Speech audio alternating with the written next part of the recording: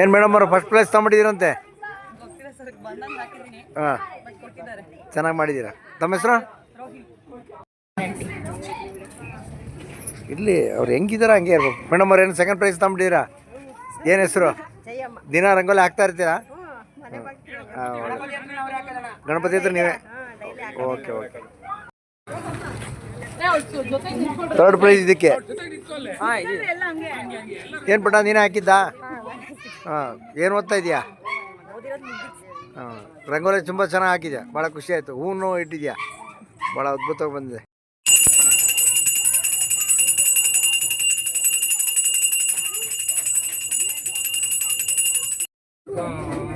ತುಂಬ ಫೇಮಸ್ ಆಗಿರೋ ಅಲ್ಲಿ ಫುಲ್ ಇಡೀ ವರ್ಲ್ಡ್ ಫೇಮಸ್ ಆಗಿರೋ ಸ್ನೇಹಿತರು ವಿರೂಪಾಕ್ಷ ಅವರು ನಮ್ಮ ಗಣಪತಿ ನೋಡ್ಬಿಟ್ಟು ಅವರು ಬಂದಿದ್ದಾರೆ. ನಾವು ವಿರೂಪಾಕ್ಷ ಮಾತನಾಡ್ತಾ ಇದ್ದೀನಿ.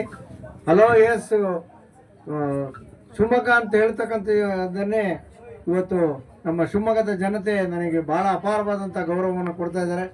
ನಾವು ರಾಜೂರವರು ಭಾಳ ವರ್ಷದಿಂದ ಹೋರಾಟವನ್ನು ಮಾಡ್ಕೊಂಬಂದೀವಿ. ವಿದ್ಯಾರ್ಥಿ ಜೀವನದಲ್ಲಿರ್ಬೋದು, ಯುವಕರಾಗಿರ್ಬೋದು, ಭಾಳಷ್ಟು ಸಂಘಟನೆಗಳಲ್ಲಿ ನಾವೆಲ್ಲ ತೊಡಗಿಸ್ಕೊಂಡಿದ್ದೀವಿ. ಹೋರಾಟ ಅಂತಂದರೆ ನಾವು ಒಂದು ಬ್ಯಾಚ್ ಹೋಗ್ತೀವಿ ಅಂತಂದರೆ DC ಆಫೀಸಲ್ಲಿರಲಿ, SB ಆಫೀಸಲ್ಲಿರಲಿ, ತಾಲೂಕು ಆಫೀಸಲ್ಲಿರಲಿ ಜಲ್ದಿ ಕೆಲಸಗಳು ಆಗ್ತಾಯಿದ್ವು. ಈಗಲೂ ಕೆಲಸಗಳು ಆಗ್ತವೆ. ರಾಜೂರವರು ತುಂಬ ಇಲ್ಲಿ ಹೊಸಮನೆ ಒಳಗಡೆ ತುಂಬ ಓಡಾಡ್ತಾ ಇರ್ತಾರೆ.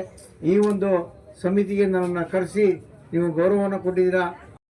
ಶಿವಮೊಗ್ಗ ನಗರದ ಹೊಸಮನೆ 3ನೇ ಕ್ರಾಸ್ನಲ್ಲಿ ಅದ್ಭುತವಾದಂಥ ಗಣಪತಿಯನ್ನು ಪ್ರತಿಷ್ಠಾಪನೆ ಮಾಡ್ಯಾರೆ.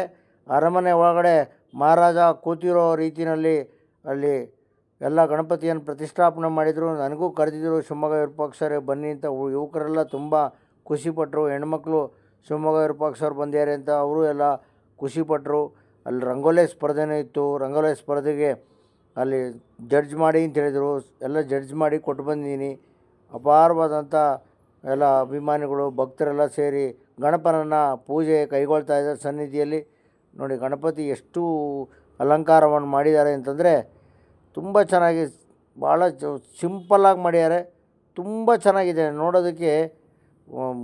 ಭಾರಿ ಗಣಪತಿ ತುಂಬ ಚೆನ್ನಾಗಿ ಕಂಗೊಳಿಸ್ತಾ ಇದ್ದಾರೆ. ನೋಡಿ 4 ಕೈಗಳನ್ನ ಹೇಗೆ ಹಿಡಿದುಕೊಂಡಿರ್ತಕ್ಕಂಥ ಭಂಗಿನಲ್ಲಿ ಗಣಪತಿಯನ್ನು ಪ್ರತಿಷ್ಠಾಪನೆ ಮಾಡಿ ಪೂಜೆಯನ್ನು ಕೈಗೊಳ್ಳಾಗ್ತಾಯಿದೆ ಸನ್ನಿಧಿಯಲ್ಲಿ. ನೋಡಿ ಎಷ್ಟು ಅದ್ಭುತವಾಗಿದೆ ನೋಡಿ ಗಣಪತಿ. ನೋಡೋದಕ್ಕೆ 2 ಕಣ್ಣು ಸಾಲದು. ಈ ವಿಡಿಯೋವನ್ನು ಎಲ್ಲರಿಗೂ ಶೇರ್ ಮಾಡಿ. ಎಲ್ಲರಿಗೂ ಒಳ್ಳೆಯದಾಗಲಿ. ನಮಸ್ಕಾರ.